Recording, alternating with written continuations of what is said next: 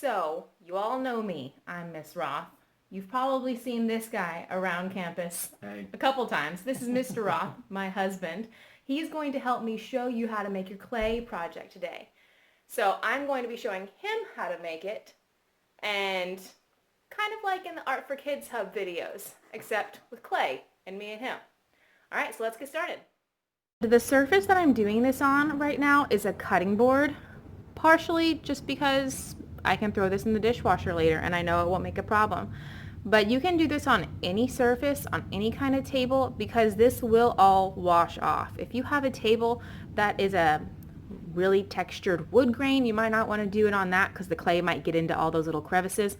But really any flat surface will work just fine. I just have a really big cutting board, so it's easier for me to clean off.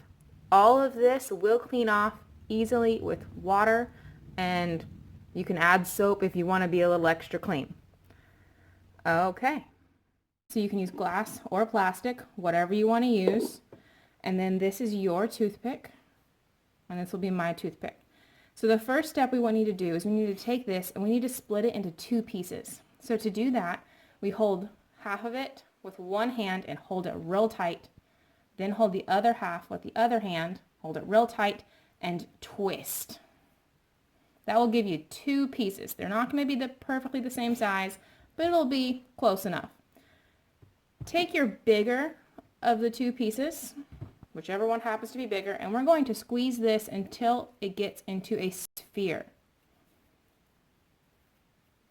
It does not have to be perfectly smooth.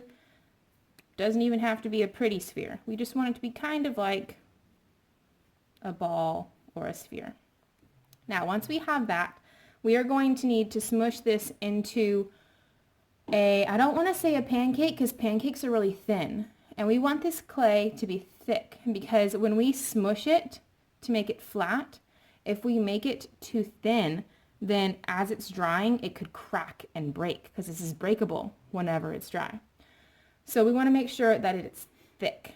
So when we're smushing it, we want it to be about as thick as our finger. So this could still be thinner. And it's easier if you smush it between your hands. If you smush it on the table, sometimes it can get stuck to the table and it's hard to peel off. So you want to smush it between your hands. You can even go like this and pinch.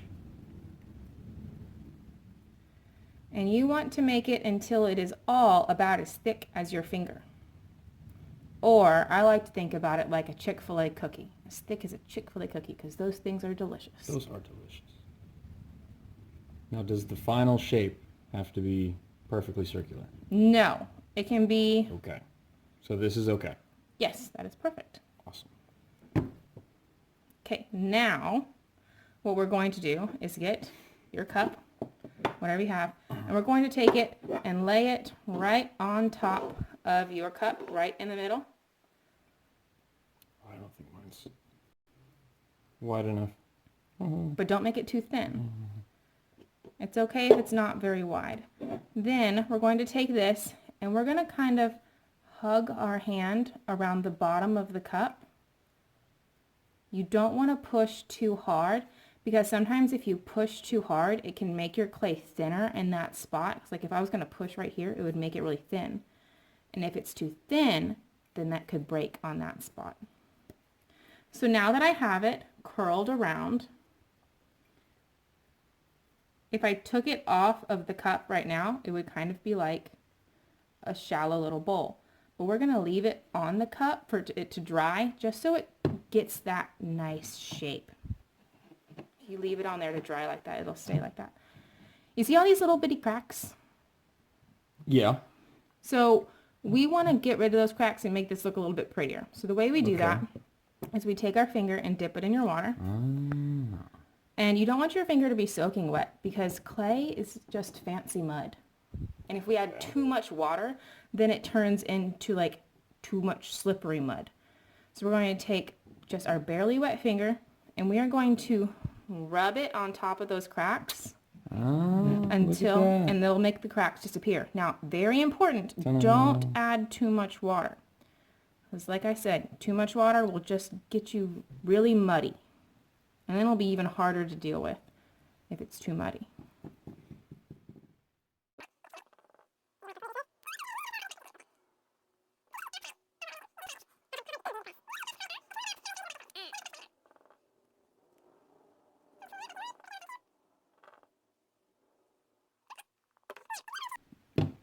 Now, if we were going to set this on, like when this is all done and dry and we set it on a table, it might rock around a little bit. And that might be a little scary since something that we just made is going to be breakable when it dries. We don't want it to rock around too much. So what we're going to do is we're going to make a little bottom for it to sit on. I'm going to make a little circle. So to do that, we're going to take our other hunk of clay and we're going to end up rolling out a coil. And coils are kind of hard to make if you don't have much space. So we are going to take this and we're going to break this into 2 pieces. So we grab half of it with one hand, half of it with the other, and twist. So take one of your pieces, either one. We're going to roll that one into a sphere again. Oh, sphere. Yeah, not a coil yet. Oops. I jumped the gun. So a sphere first, and it doesn't have to be a beautiful sphere. Just any kind of sphere. Then, once you have it into a nice sphere, then we're going to roll it out into a coil. You can do this on the table, or like Mr. Roth is doing, you can do it between your hands.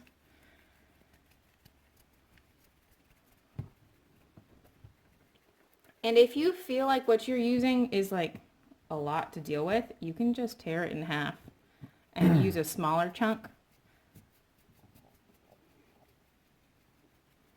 and add more later. Ms. Roth, how long do you want this coil to be? How thick? Great question. So we are making this coil and we want it to wrap around to be like the bottom. So it really only needs to be about that big around. Oh. Because it's going to be like that. So Is that too big? So if what you make is too long, that's good. Better to make it too long than too short. Okay. Because we can always take a chunk off and have the right size. And let's say you made it too short on accident. You can just have a smaller circle if you want to. Or you can roll out a coil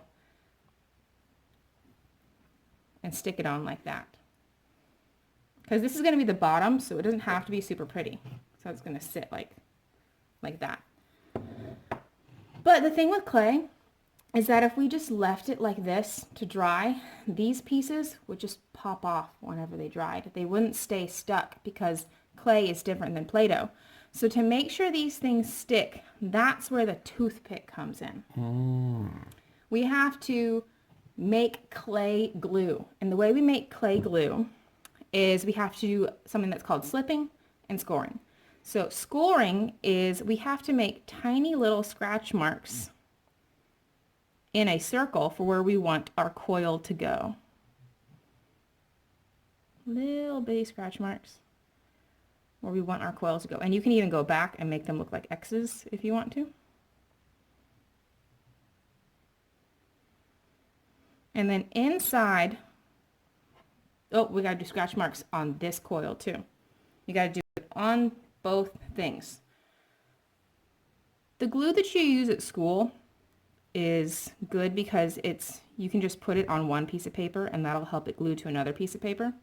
But there is some kinds of glue where you have to put the glue on both things to make them stick. And with clay, it's like that, where you have to put the glue on both things to make it stick. So now that you have scratch marks on your bowl and you have scratch marks on your coil, we're going to take our water again, one finger, and we're going to put a little bit of water inside all those scratch marks. Not a ton, because we don't want it to turn into a big mess of mud. You also don't want to flatten out those scratch marks. Yeah, because if we did too much water, it'd rub those scratch marks out. Then we're going to take a tiny bit of water and put it in these scratch marks. Then we flip it over and we try and get the scratch marks to lock into place with the other scratch marks. You gently push and even give it a little wiggle to really push it in there. So now I have to do it again because mine wasn't long enough. So I have to do some scratch marks here. There's already scratch marks there, so I have to put some here. And then smush it all together, give it a little wiggle, make sure it's staying in place. And now we have our bowl, and it has a nice little thing that will help it sit on. Now this has to dry for, do you know how long? I have no idea. Miss Roth, how long does this dry? This has to dry for a week. A You want this week? to dry for 7 days. So the day that you make this, you don't want to add any color or any paint to it until it's the exact same day the next week. So that you want to leave this on your cup, sitting upside down just like this, drying on a really high shelf so that your pets or your baby siblings don't touch it. And leave it safe for a week. And then in 1 week, you can come back with any kind of paint or markers or whatever you want, and you can add color to it. So once you're all done and you have it just like this, you can take a picture of it and you can email that to me for your grade.